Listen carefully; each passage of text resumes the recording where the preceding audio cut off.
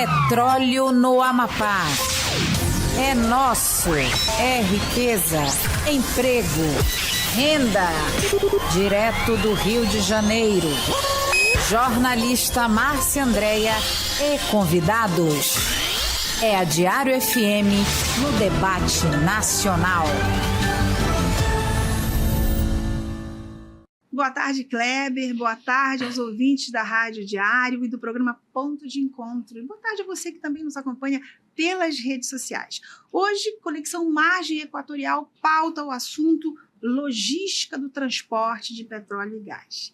E para falar sobre esse tema, que é um dos temas mais desafiadores dessa indústria, né, como transportar, armazenar e distribuir esses recursos, né, numa das áreas mais complexas do planeta, no caso a Amazônia, recebemos aqui um especialista no assunto. Conosco aqui no estúdio o engenheiro civil, professor, mestre em engenharia, José Luiz Portela Gomes, ou Portela Gomes, como ele é mais conhecido no mercado, que tem aí uma bagagem de pelo menos umas 3 décadas atuando na logística do transporte da indústria de petróleo e gás, tendo passado por diversas empresas como a Logum, Ipiranga, Albras, Grupo Ultra e a Promo Engenharia. Professor Portela, boa tarde, seja bem-vindo. Boa tarde, Márcia. Boa tarde aos ouvintes. Professor, para quem está chegando agora nesse mundo do petróleo e gás, não conhece o que é essa logística, explica para a gente rapidamente qual é a diferença básica entre a logística de bens de consumo e a logística extremamente complexa que é essa da indústria do petróleo e gás. Então, Márcia, existe uma diferença significativa. Eu posso aqui listar pelo menos 4 pontos. Quando a gente fala de petróleo, petróleo é uma carga, é um produto perigoso, inflamável, poluente. Então, já é essa a primeira grande diferença em relação a produtos, né, de bens de consumo. Outro ponto interessante é que o petróleo ele é líquido ou, na forma de gás, gasoso. Então, é uma commodity que você não pode embalar. Você precisa trabalhar com grandes volumes em reservatórios, em vasos, o que torna uma operação, seja ela de movimentação, manuseio e armazenagem, mais complexo, de maior perigo, de maior risco, ok? Terceiro, você tem, nesse caso, uma necessidade de trabalhar com profissionais qualificados e, de alguma maneira, certificados. Um motorista, por exemplo, de um caminhão-tanque, ele precisa ter uma certificação, além de uma qualificação. Não basta ter uma carteira profissional simplesmente. Ele precisa ter um treinamento contra a gestão de risco, enfim, a combate a um produto perigoso, enfim. Então, essa seria uma outra diferença, né? Então, eu diria que existe uma complexidade que precisa ser, evidentemente, treinado os profissionais que estão envolvidos com essa atividade. Professor, no Amapá, nós temos ali um município, né, o segundo maior município do estado, que é Santana, tem ali um porto. Então, para que o Amapá se torne um hub de exploração, a logística de terra, a gente já percebeu aqui que é fundamental. Mas como que o Porto de Santana e outras redes de transporte locais precisam para se adaptar e suportar todo esse fluxo de equipamentos, sondas, suprimentos que essa indústria vai exigir? Bem, com relação ao Porto de Santana, é preciso talvez fazer uma revisão, não conheço profundamente, mas o plano diretor do Porto é de 2006. Certamente, nesse plano, não está contemplado a indústria do petróleo. Então, lá toda a parte de zoneamento, isso tudo tem que ser ajustado para essa nova indústria. Então, estamos falando do Porto. Junto ao Porto, curiosamente, o estado do Amapá tem uma ferrovia construída na década de 50. Márcia, uma curiosidade. O Brasil tem 3 tipos de bitolas. Bitolas é o afastamento entre trilhos. tem a bitola métrica, que o afastamento é 1 metro, que é predominantemente no nosso território. A bitola larga, 1,60 m, que é a ferrovia de Carajás, por exemplo. E a bitola standard, somente no Amapá. Ela segue um padrão inglês, um padrão norte-americano. O afastamento entre os trilhos é de 1,435 m. Só o Amapá tem. E os Estados Unidos todo, a Argentina toda e também a Europa toda. Então, o Amapá tem essa particularidade. Uma ferrovia construída na década de 50, que hoje está praticamente inoperante, ela varre, né, do porto ao centro do estado, interessante. E, além disso, temos, falando do modal rodoviário, temos 2 BRs. A BR-210, uma rodovia projetada e iniciada a construção na década de 70, junto com o regime militar, durante o regime militar, no Plano Nacional de Integração, cujo projeto ligava, ou ligaria, a cidade de Macapá a Cruzeiro do Sul, no Acre. Imagina, passando pelos estados do Amapá, na época território, Pará, Amazonas, Rondônia, Roraima, Rondônia não, perdão, e o Acre.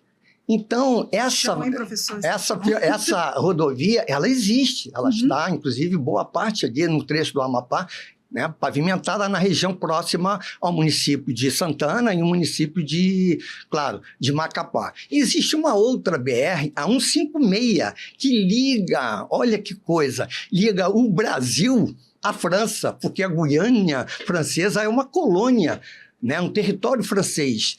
É uma rodovia de 850 quilômetros aproximadamente, ligando o sul do estado do Amapá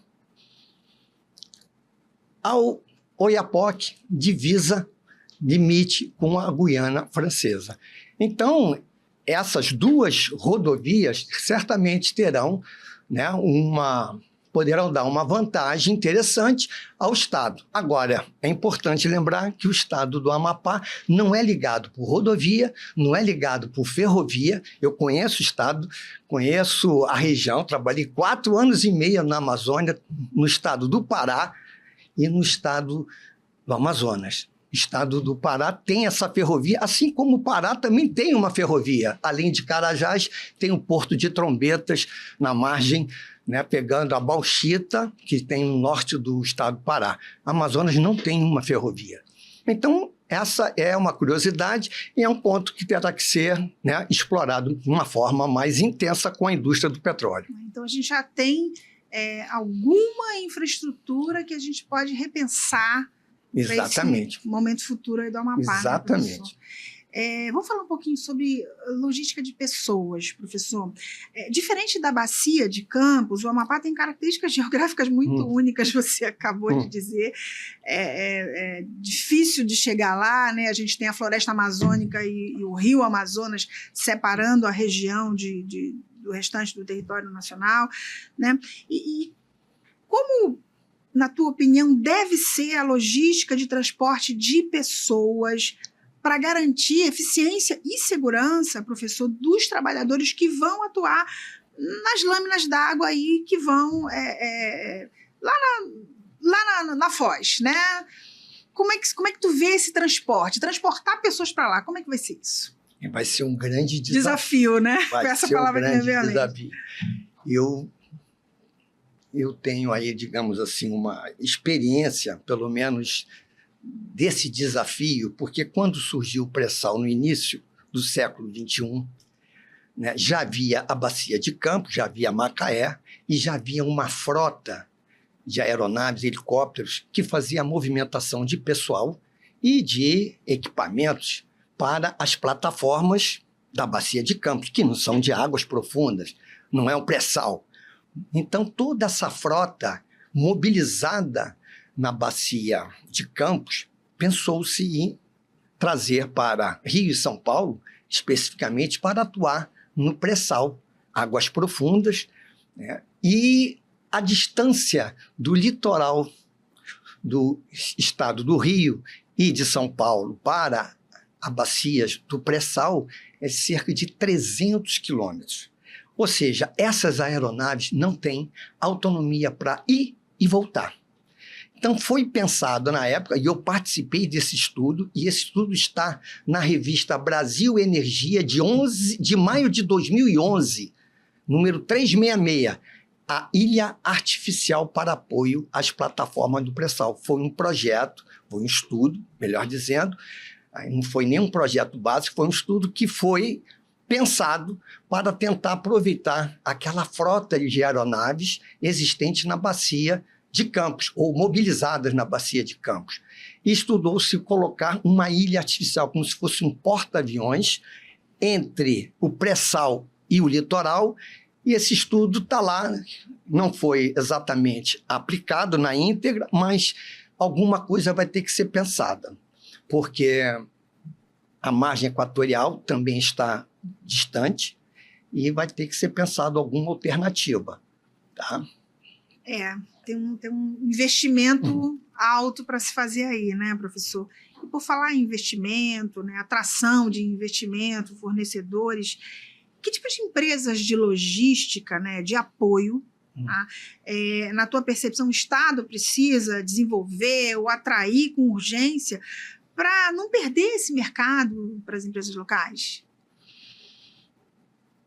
E quando eu falo desse tipo de logística, eu estou falando transporte terrestre, armazenamento, limpeza, alguma coisa. Certamente, com a indústria do petróleo chegando ao Amapá, e estamos vendo nos dias de hoje a importância do petróleo, né? Passamos aí uns 10, 15 anos sem dar muita importância, né? Focamos, de um modo geral, nas energias alternativas, e estamos vendo exatamente nos dias de hoje como o petróleo é a principal fonte de energia que move a nossa civilização nesse momento. Então, eu diria o seguinte, certamente com a vinda do petróleo vão surgir, né, galpões, né, vão surgir serviços, tudo junto com a atividade. Ramo imobiliário vão aparecer. Então, certamente, a indústria vai provocar uma corrida, porque é uma geração de riqueza significativa, tem experiência também ali nas Guianas, seja no Suriname, na Guiana Francesa, enfim. Já temos aí realmente o crescimento do Suriname, né? Do PIB foi significativo por conta da exploração. E certamente na nossa região haverá esse impacto que vai mover toda a economia ao redor. Ok? Pois é, professor, a gente em plena discussão sobre transição energética, aí essas novas fronteiras de exploração surgem com força, mudando todo o debate de lugar. Esse mês a gente vai ter uma conversa aqui sobre isso, transição energética, essa nova discussão, a discussão sobre essas novas fronteiras. Mas continuando aqui a nossa conversa sobre logística, como a logística do petróleo ela pode integrar a navegação de cabotagem, né, aos rios da região e otimizar o custo de transporte, de insumos combustíveis? Como é que você vê isso? Eu não vejo assim, diria, um grande desafio. Certamente será um desafio porque vai ser uma operação, né, inédita para o Estado, mas não será para a Amazônia. Por quê?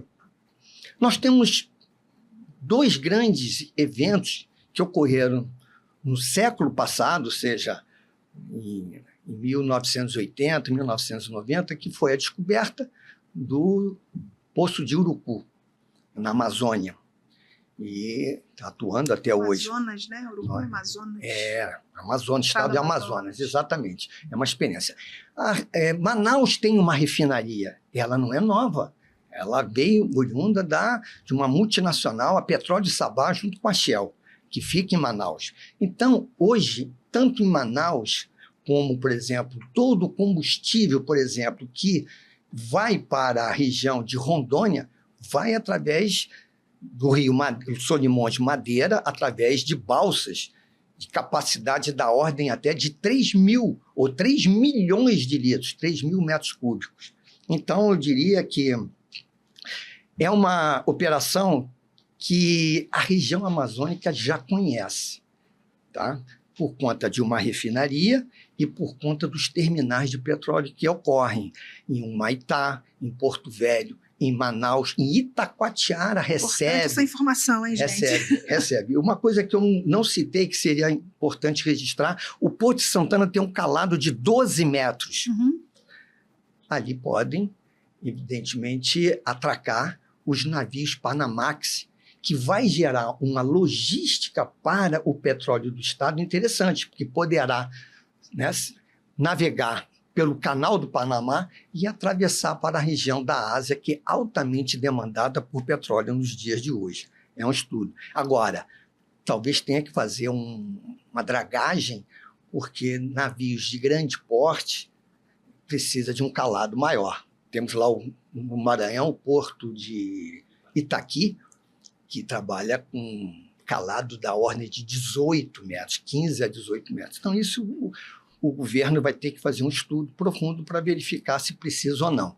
Mas com relação à operação fluvial e essa parte toda de transbordo, de movimentação de cabotagem, a cabotagem chegava até o Rio, até a cidade de Manaus. Hoje chega um pouquinho antes na cidade de Itacoatiara. Então eu vejo que há um conhecimento dessas operações. As distribuidoras também de combustíveis que levam derivados para o interior do estado têm também já um conhecimento disso. E a própria Petrobras, porque opera nessa região, inclusive mesmo lá no Porto de Santana já teve um terminal grande da Petrobras, eu não sei como é que está hoje, né, operando, mas essa expertise na região, eu diria que é inédita para quem vem de fora. Para quem é da Amazônia, não é tão difícil assim. Importante, né, Portela, você falar isso, porque às vezes a gente fica um pouco assustado, achando que ninguém sabe nada, que não há nada, mas existe um conhecimento regional, local, que vai ser muito importante em todo esse processo de transformação que o Amapá vai passar, né, professor? Bom, quem teve a oportunidade de estar no Qualifica Amapá, que aconteceu essa semana, certamente ouviu o professor Portela falar e contar com mais detalhes sobre todas essas questões da logística, enfim. Mas, para finalizar nosso papo aqui, professor, queria saber de você o seguinte: na tua percepção, qual o risco em termos de exploração do petróleo acontecendo no estado do Amapá e a logística ser operada por profissionais de outros hubs? Eu não vejo assim como risco. Eu até analiso isso como uma oportunidade e vou dizer por experiência própria. Eu trabalhei 25 anos na Petróleo Ipiranga. Petróleo Ipiranga é uma empresa brasileira. A primeira refinaria privada, a primeira refinaria do Brasil é da Ipiranga, não é da Petrobras, é de 1937. E ela concorria com as empresas multinacionais, Exxon, Texaco, enfim, Shell, grandes, já gigantes do petróleo, né? E a própria Petrobras, a nossa maior empresa brasileira, né? Atuando aqui no nosso território. E aí, como atuar, como competir, como conhecer uma indústria que ela surgiu com Monteiro Lobato na década de 40, 50, com os poços no Recôncavo Baiano, com a primeira refinaria, ou a segunda refinaria no Brasil, Landulfo Alves, na década de 50. Nós fomos aprender, né, com o pessoal da indústria do petróleo raiz, o pessoal do Texas, de Houston. Eu tive, por 2 oportunidades, indo a Houston, pela Ipiranga, uma empresa que só trabalha no mercado brasileiro, uma empresa nacional, ver as práticas de como os norte-americanos operavam uma indústria. E lá eu percebi, inclusive, né, a transformação que houve nesses últimos 120 anos da indústria do petróleo naquela região. Então, essa troca com pessoas que têm o conhecimento, eu acho que é muito benéfico. E eu digo mais, eu parabenizo toda a iniciativa da Qualifica Amapá, porque é uma oportunidade de trazer e absorver. Isso é muito importante. Cobrar de quem tem um conhecimento e cobrar de quem está ali para realmente adquirir um conhecimento dessa indústria, que é uma indústria que gera muitíssimo valor, gera riqueza e é uma indústria perigosa, que precisa ter uma boa qualificação, um bom conhecimento desse mercado e dessa indústria. Então, essa relação com profissionais de outros hubs, ela vai ser importante, mas a gente tem que qualificar nosso povo aqui também, né? Com certeza. E acho que está no caminho certo. Tem que juntar essas pontas, né? É isso aí. Bom, então a gente chega ao fim desse episódio, né? Compreendendo que o sucesso da exploração aqui na nossa região, dessa possível exploração, não depende só do que está no subsolo, né, professor, mas também de toda uma organização aqui na superfície e que a logística do petróleo ela pode ser o motor aí que faltava para alavancar outros negócios, outros setores dentro do estado do Amapá. Concordas? Concordo plenamente. Professor Portela, muito obrigada pela sua presença. Espero que você volte e espero que ao estar no Amapá você não tenha deixado de tomar um açaí e um café com pupunha. Agradeço aí a oportunidade, a experiência aqui de estar presente com vocês aqui nessa entrevista e muito bom. Fico feliz. Obrigada, professor, e eu volto com você, Kleber, aí no estúdio. Debate Nacional.